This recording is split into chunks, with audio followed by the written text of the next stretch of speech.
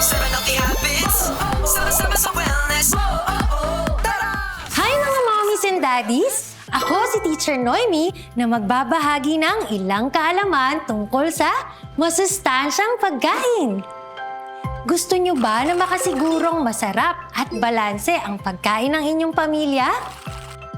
Paano ba natin maibibigay ang sapat na nutrisyon sa ating mga anak? Tara! Alamin natin gamit ang Pinggang Pinoy! Una sa lahat, ano nga ba ang Pinggang Pinoy? Ayon sa Food and Nutrition Research Institute, ito ay gabay para sa wastong nutrisyon ng ating pamilya. Ang Pinggang Pinoy ay nagsisilbing food guide para malaman ang recommended proportion ng bawat meal.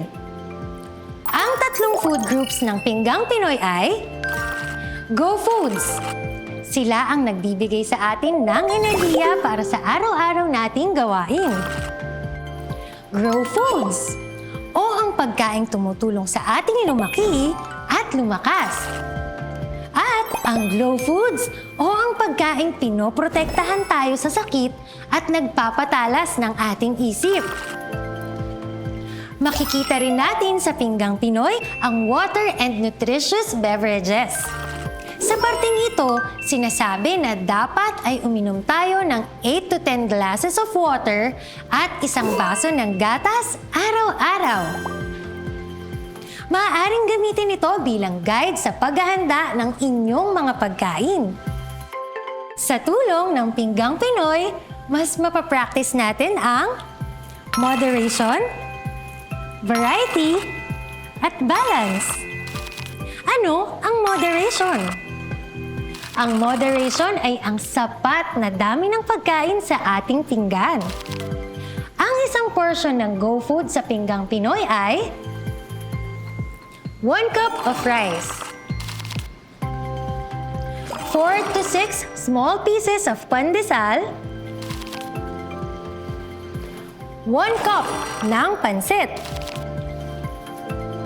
o isang medium-sized kamote. Sa Grow Food naman, ang isang portion ay katumbas ng 2 pirasong maliit na isda gaya ng galunggong, 2 hiwa ng malaking isda gaya ng tilapia, 2 servings ng lean meat gaya ng manok o baboy, 2 piraso ng tokwa, o 1 piraso ng itlog. Sa Glow Food naman, ang isang portion ay katumbas ng 1 tasa ng lutong gulay gaya ng pinakbet, 1 pirasong medium-sized na prutas gaya ng saging o dalanghita, o 1 hiwa ng malaking prutas gaya ng pakwan o papaya o kaya naman ay pinya. Importanteng malaman ang tamang dami para sapat ang ating nakukuhang sustansya. Ngayong nalaman na natin ang moderation, ano naman ang variety? Ang variety ay ang pagkain ng iba't ibang uri ng Go, Grow, at Glow Food. Tandaan, walang isang pagkain na naglalaman ng lahat ng sustansya na kailangan natin. Kaya, laging kumain ng iba't ibang uri ng pagkain. Ano naman ang balance? Balanse, dahil may Go, Grow, at Glow ang ating pinggan. Ganyan kahalaga ang Pinggang Pinoy upang makamit ang tamang nutrisyon. Alamin naman natin kung paano maghanda ng pagkain gamit ang Pinggang Pinoy. Magbibigay ako ng isang halimbawa ng one-day meal plan. Para sa agahan, mayroon tayong pritong bangus, ensalada, kanin, saging, at gatas. Para naman sa tanghalian, maaari tayong maghanda ng chicken tinola na may papaya at malunggay. Ito ay one-dish meal, kaya magkasama na ang grow at glow dito. Samahan din natin ang kanin, isang pisngi ng mangga, at tubig para makumpleto ang pinggang Pinoy.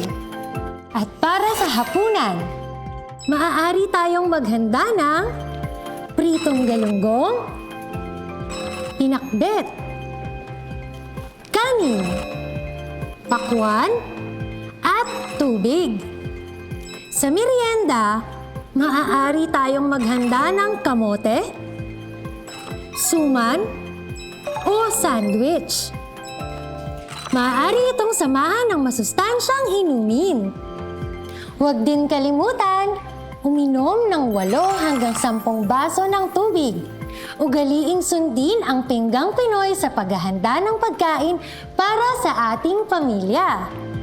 At dyan nagtatapos ang diskusyon natin patungkol sa pinggang Pinoy. Ngayong araw, natutunan natin ang ibig sabihin at kahalagahan ng pinggang Pinoy at kung paano bumuo ng meal plan gamit ito.